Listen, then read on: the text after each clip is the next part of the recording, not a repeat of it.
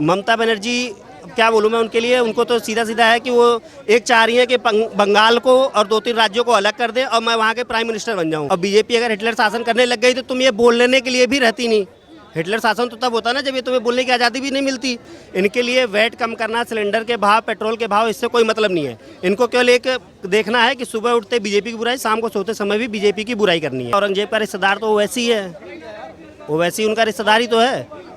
सारे चले गए, उसी को छोड़ गए, पूरे भारत का ठेका लेके। तू है क्या है, फरीदाबाद का सांसद है तू, अपने वहीं तक सीमित रहना है, पूरे देश का ठेका लेके चलना है कौन तू? आज की डेट में महाराष्ट्र में चुनाव करा के देख लो, शिवसेना 100 सेना के बराबर लेट जाएगी जमीन पे। ममता बनर्जी ये क्यों नहीं बताती कि इस देश के अंदर सबसे ज़्यादा रोहिंग्या कहाँ रहते हैं, बांग्लादेशी कहाँ रहते हैं, उनके बंगाल के अंदर रहते हैं।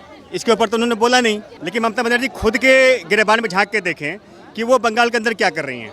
ममता बनर्जी खुद एक बहुत बड़ा हिटलर है, क्योंकि वो तो दूसरे पार्टी को वहाँ जाने ही नहीं देती है। खुद ओवैसी वहाँ नहीं जा पाता है बंगाल में प्रचार करने। वो कटाक्ष कर रहे हैं कि मतलब मोदी जी करवाए हैं, लेकिन ये पूरा वर्ल्ड में है महंगाई, ये नहीं इंडिया में है। अमेरिका में गेहूं नहीं मिल रहा है, गेहूं के लिए वो हाथ पसार रहा है मोदी के सामने। देश भर में जिस तरीके से महंगाई को लेकर लगातार पार्टियां सवाल उठा रही हैं और इसी बीच केंद्र सरकार की तरफ से एक बड़ा फैसला लिया गया, जहां पेट्रोल डीजल में एक बड़ी घटया की गई और जिस तरीके से एक्साइज ड्यूटी को कम कर दिया गया केंद्र सरकार की तरफ से। पेट्रोल पर जहां 9.5 रुपए कम कर दिए गए तो वहीं डीजल पर 7 रुपए कम किए गए हैं। पर सवाल यहाँ पर उठ रहा है कि तमाम जो राजनीतिक पार्टियां हैं अभी तक उन्होंने वैट को कम क्यों नहीं किया है, चाहे फिर वो महाराष्ट्र हो या फिर वो वेस्ट बंगाल हो। बात करेंगे किस तरीके से देख रहे हैं आप कि केंद्र सरकार ने एक्साइज ड्यूटी को कम कर दिया है। ममता बनर्जी ने अभी तक वैट नहीं कम किया है और कह रही हैं कि हिटलर से भी बुरा शासन है बीजेपी का। देखिए, बीजेपी ने जो कम करना था अपना काम कर दिया। अब बाकी देशों, बाकी जितने राज्य हैं सबको अपना अपना काम करना था। तो जहाँ जहाँ भारतीय जनता पार्टी का शासित राज्य है वहाँ पे तो कम कर दिया गया है। अब ये जो इतने दिन से महंगाई चिल्ला रहे थे, चाहे दिल्ली हो, चाहे बंगाल हो, चाहे महाराष्ट्र हो, चाहे राजस्थान हो, इन सब लोगों को केवल महंगाई चिल्लाना है। जब खुद को कम करने की नौबत आई तो अब ये कह रहे हैं कि हम अगर कम कर देंगे तो हम घाटे में चले जाएंगे। देश को, दिल्ली सरकार को 500 करोड़ रुपए घाटा हो जाएगी महीने का। तो ये जब महंगाई बढ़ रही है तब वो 500 करोड़ जब प्रॉफिट हो रहा था तब सारा का सारा मत्था तुम बीजेपी के ऊपर फोड़ रहे थे। अब जब लॉस होने जा रहा है तो भी बीजेपी, फायदा हो रहा है तो भी बीजेपी। तो ये बस इनको एक ही चीज़ दिखाना है कि बीजेपी जो भी करे, अच्छा करे तो भी बुरा करना है, बुरा करे तो भी बुरा कहना है। इनके लिए वैट कम करना, सिलेंडर के भाव, पेट्रोल के भाव, इससे कोई मतलब नहीं है। इनको केवल एक देखना है कि सुबह उठते बीजेपी की बुराई, शाम को सोते समय भी बीजेपी की बुराई करनी है। इनको वैट से और सिलेंडर के दामों से, पेट्रोल डीजल से कोई मतलब नहीं है। ममता बनर्जी कह रही है हिटलर और मुसोलिनी से भी बुरा राज है बीजेपी का। अभी उन्होंने हिटलर शासन देखा नहीं है ना। हिटलर शासन तो हमारे पूर्वजों ने देखा था कि कैसे धर्म न कबूल करने की वजह से जिंदा जला के दिए गए थे। हिटलर शासन में होता क्या है उनको पता ही नहीं है। और बीजेपी अगर हिटलर शासन करने लग गई तो तुम ये बोलने के लिए भी रहती नहीं। हिटलर शासन तो तब होता ना जब ये तुम्हें बोलने की आज़ादी भी नहीं मिलती। अभी तो बस जो भी बोलना है बोल दो, आज़ादी है तुम्हें, हर चीज़ की आज़ादी है, कुछ भी बोलो। हिटलर शासन का मतलब इन्हें एक्चुअली में पता ही नहीं है। बाबर अकबर की कहानी पढ़ी है लेकिन अच्छी तरह इन लोगों ने दिमाग में बिठाया नहीं कि वो हिटलर शासन करते कैसे थे। हर चीज को लेकर महाराष्ट्र सरकार के नेता बयानबाजी करते हैं पर पेट्रोल के दाम उन्होंने भी कम नहीं किए। वो भी, शिवसेना भी जाके बैठ गई है कांग्रेस की गोद में, ये भी कम नहीं करेगी। इनको अगर ये कम कर देंगे तो फिर बीजेपी की बुराई करेंगे कैसे? जब वहाँ पे पेट्रोल 100 के नीचे आ जाएगा तो ये लोग दिन रात सुबह शाम मुद्दा उठाएंगे क्या? पहले देश का उठाए, देश मजबूत हुआ, आर्थिक व्यवस्था उठाए, वो मजबूत हुआ, कोरोना काल का मुद्दा उठाए, वो भी मजबूत हुआ। तो अब इनको करना क्या था? पेट्रोल डीजल वो भी कम हो गया, सिलेंडर वो भी कम हो गया। अब ये मुद्दा इनके पास बचा क्या है? अब केवल एक ही मुद्दा बचा हुआ है कि हिटलर शासन है, बीजेपी खराब है, देश के नौजवानों को भड़का रही है, बेरोजगारी दे रही है। यही एक मुद्दा लेके इन लोगों को सुबह शाम बैठना है और जागना है। वैसे कह रहे हैं देश में महंगाई औरंगजेब की वजह से है, मुगलों की वजह से है, अकबर की वजह से है महंगाई। हाँ तो ठीक है ना, औरंगजेब का रिश्तेदार तो वैसी है, वो वैसी उनका रिश्तेदार ही तो है। सारे चले गए, उसी को छोड़ गए, पूरे भारत का ठेका लेके। तू है क्या है, फरीदाबाद का सांसद है तू, अपने वहीं तक सीमित रहना है, पूरे देश का ठेका लेके चलना है कौन तू? केंद्र सरकार की तरफ से कि अगर एक आम आदमी पार्टी, एक आम व्यक्ति को इतनी बड़ी राहत दी जा रही है तो जो विपक्षी पार्टियां अपने ही राज्यों में वैट नहीं कम कर रही हैं, वो राजनीति क्यों कर रही हैं इन मुद्दों? उनके पास राजनीति करने के अलावा काम ही नहीं है कुछ। आज की डेट में महाराष्ट्र में चुनाव करा के देख लो, शिवसेना 100 सेना के बराबर लेट जाएगी जमीन पे। इनको राजनीति ही करना है। पेट्रोल अगर 10 रुपये बढ़ा है तो ये अपना टैक्स 5 रुपये बढ़ाए हैं, केवल ये दिखाते हैं कि केंद्र सरकार ने बढ़ाया 5 रुपये। तुम जो बढ़ाए हो, तुम्हें जो मिल रहा है वो भी तो बताओ। मैं कह रहा हूँ केंद्र ने 10 रुपये बढ़ा दिए तो उसमें 5 रुपये टैक्स तो तुम्हारा भी है ना। तुम्हें अगर महंगाई से ज़्यादा दिक्कत हो रही है तो 5 रुपये अपने कम करो, केंद्र ना करे तब केंद्र की बुराई करो तुम। केंद्र ने तो 10 रुपये कम कर दिया, तुम 5 रुपये करो ना फिर कम, 15 रुपये कम हो जाएगा।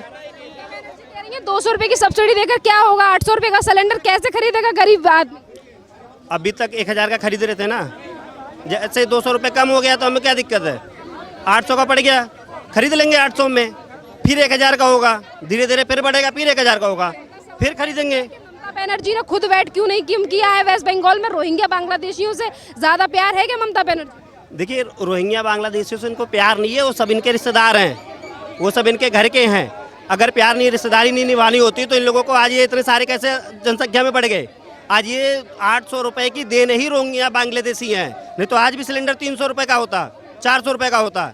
लेकिन ये इतने घुसपैठियों को बुला लिए हैं, इतना भर लिए हैं कि गिनती हमारी 100 करोड़ में होती है और निकलते हम 150 करोड़ हैं। बनता 100 करोड़ ही है, सिलेंडर 100 करोड़ ही बना है देने के लिए, लेकिन ये है 130 करोड़। तो कहाँ से जाएगा? 30 करोड़ लोगों के लिए पैसा कहाँ से आएगा? या तो उनको रजिस्टर्ड भी करा लो कि 130 करोड़ का ही खर्चा हो, इसके लिए वो भी तैयार नहीं है कि हम बताएंगे कैसे कि हमारे यहाँ इतने घुसपैठिए हैं।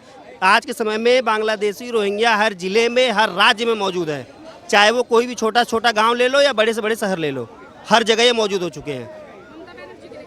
ममता बनर्जी क्या बोलूँ मैं उनके लिए, उनको तो सीधा सीधा है कि वो एक चाह रही है कि बंगाल को और 2-3 राज्यों को अलग कर दें और मैं वहाँ के प्राइम मिनिस्टर बन जाऊँ। ये है ममता बनर्जी का सोच, और ऐसा हो नहीं पाएगा। टीएमसी के जो गुंडे ज़्यादा दिन चल नहीं पाएंगे। जब भी चुनाव आते हैं बीजेपी चीजें सस्ती कर देती है। हाँ तो ठीक है ना, करती तो है। तुम चुनाव के बाद या चुनाव के पहले भी तो कर दो, तुम वही कर दो। बंगाल में जब चुनाव आने वाला था, कौन सी ऐसी चीज़ तुमने कम कर दी कि चुनाव लड़ ली? केवल जिस दिन अपने वो पाले हुए गुंडों से हत्या और कत्ल करवाना बंद कर दोगी, उस दिन तुम्हारी सरकार जीरो पे आ जाएगी। जीतती किस बेस पे है ये?